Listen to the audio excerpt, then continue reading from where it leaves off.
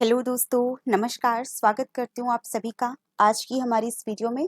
और आज हम पढ़ेंगे वायु प्रदूषण के बारे में कि क्या होता है वायु प्रदूषण। चलिए जानते हैं वायु प्रदूषण के बारे में। तो सबसे पहले ये देखिए कि जो वायु प्रदूषण है ये आखिरकार चर्चा में क्यों है। तो सबसे पहले हम ये जानते हैं कि ये चर्चा में क्यों है। इसलिए क्योंकि हाल ही में द लेसेंट पर्सनालिटी हेल्थ में प्रकाशित एक रिपोर्ट में प्रदूषण और स्वास्थ्य एक प्रगति अध्ययन के अनुसार वर्ष 2019 में भारत में 16.6 लाख मौतों या कुल मौतों के 17.8% के लिए वायु जिम्मेदार था। देखिए कितनी सारी मौतों के लिए वायु प्रदूषण जिम्मेदार रहा है, इसलिए चर्चा में है। दूसरा, अगर हम वर्ल्ड पे देखें, वैश्विक स्तर पर देखें, तो जो 45 लाख मौतों के लिए परिवेशी वायु प्रदूषण का तथा 70 लाख मौतों के लिए खतरनाक रासायनिक प्रदूषण जिम्मेदार है। यानी कि जो हमारी फैक्ट्रीज वगैरह है उनमें से जो धुआं निकलता है, रासायनिक प्रदूषण है जिससे वायु पल्यूट होती है, वो उन सबके जो जिम्मेदार हैं। इसमें 17 लाख मौतों में रासायनिक प्रदूषण शामिल है, जिनमें से 9 लाख मौतें लेड प्रदूषण के कारण हुई है। भारत की अगर हम बात करें तो भारत में जो है वायु प्रदूषण से संबंधित 16.7 लाख मौतों में से अधिकांश लगभग 9.8 लाख मौतें PM2.5 यानी कि 2.5 प्रदूषण के कारण हुई हैं तथा 6.1 लाख मौतें परिवेशी वायु प्रदूषण के कारण हुई हैं।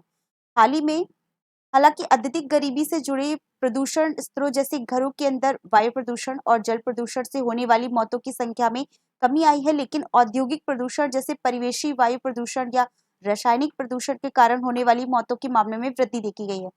इंडो गैंगटिक मैदान मतलब जहाँ पे जो गंगा का मैदानी क्षेत्र है, मैदानी भाग है, में वायु प्रदूषण सबसे गंभीर समस्या है वहां पर। और इस क्षेत्र में नई दिल्ली और कई प्रदूषित शहर शामिल हैं इसके अंतर्गत। आइए हम लेड प्रदूषण के बारे में जानते हैं और समझते हैं कि लेड प्रदूषण क्या है। विश्व स्तर पर प्रत्येक वर्ष में अनुमानित 9 लाख मौतों की लोगों की जो मौतें हुई हैं वो लेड प्रदूषण के कारण ही हुई है। यह संख्या कम या ज्यादा हो सकती है। पहले लेड प्रदूषण का स्रोत लेड वाली पेट्रोल तथा जिसे लेड रहित पेट्रोल में बदला गया था। लेड जो है एक्सपोजर के अन्य स्रोतों में लेड एसिड बैटरी और प्रदूषण नियंत्रण के बिना ई वेस्ट रिसाइकलिंग लेड प्रदूषण मामले जो मसाले या लेड लवण के साथ मिट्टी के बर्तन व पेंट अन्य उपभोक्ताओं उत्पादों में लेड शामिल होता है। देखिए जो ई वेस्टिंग रिसाइकलिंग प्रोडक्ट है या लेड प्रदूषण जो मसाले हैं, लवण है, इन सब मिट्टी के बर्तन और पेंट में जितने भी उपभोक्ता हैं, जितने भी कस्टमर्स हैं, उनमें ये मतलब शामिल होता है। ठीक है। अनुमान है कि विश्व भर में 80 मिलियन से अधिक बच्चे, अकेले भारत में 27.5 million, USA centre for disease control and prevention द्वारा 3 ग्राम यानी कि 3.5 ग्राम पर डेयल नामक मानक से अधिक रक्त लेड सांद्रता है।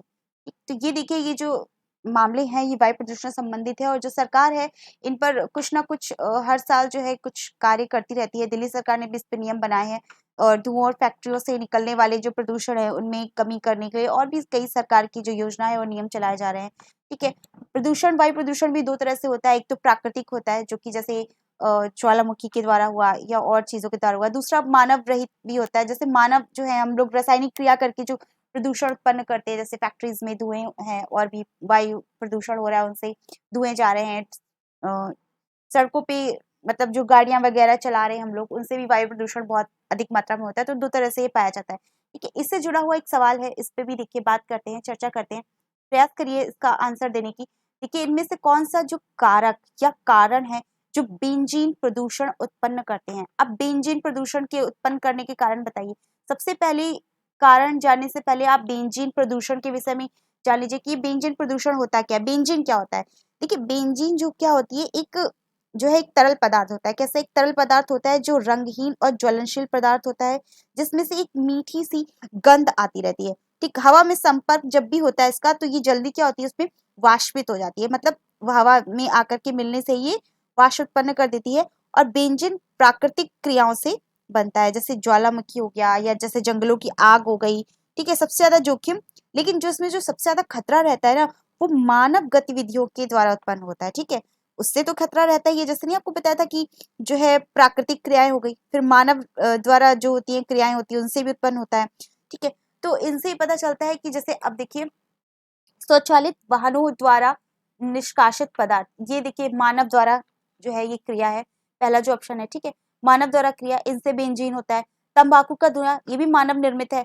लकड़ी जलाना, ये भी मानव निर्मित है। पर रोगन किए गए लकड़ी के फर्नीचर का प्रयोग, ये इसके अंतर्गत नहीं आता है, ठीक है। दूसरा कह रहा है पॉलीयूरेथेन से उत्पन्न पदार्थों का प्रयोग करना, ये भी इसके अंतर्गत नहीं आता है, ठीक है। तो ये 3 चीजें हैं जो मानव निर्मित है और बेंजीन प्रदूषण का कारण भी उत्पन्न करती हैं। स्वचालित वाहन द्वारा निष्कासित पदार्थ, तंबाकू तथा धुएं, तंबाकू का धुआं, ठीक है, और लकड़ी का जलना। इसके अकॉर्डिंग इसका जो ऑप्शन है पहला ही है जो हमारा सही होता है, केवल 1, 2 और 3, ठीक है। तो आज जो है हमने वायु प्रदूषण से संबंधित विषय पर चर्चा की है। बहुत ही जल्द हम आपसे नेक्स्ट वीडियो में मिलेंगे और किसी बेहतरीन टॉपिक के साथ उस पर चर्चा करेंगे। आज के लिए इतना ही, धन्यवाद।